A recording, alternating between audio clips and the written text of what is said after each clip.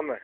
Άγγελε, μόλις ψάχνω τη φωτογραφική μηχανή να τραβήξουμε φωτογραφιούλα ωραία με το κουστάρα και πίσω λέμε με κάνεις το κιλοκέφαλο.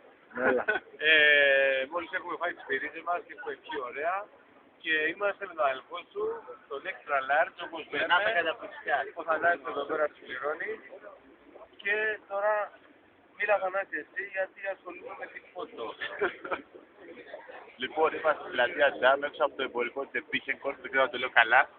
Να το, αυτό το βλέπετε τώρα. Πάει κόρο. Α, το λέει ο Χρήστος έτσι σωστά.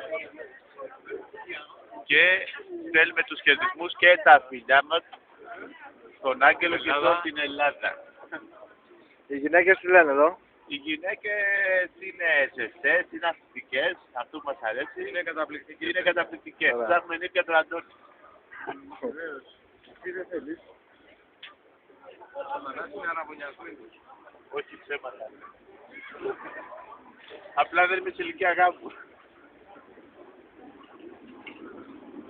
Κάνει την πειρά.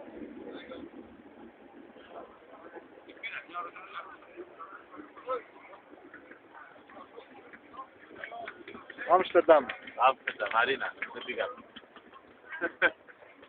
Την βρήκαμε. Για πες μια ωραία κοπέλα μας τραβήξει.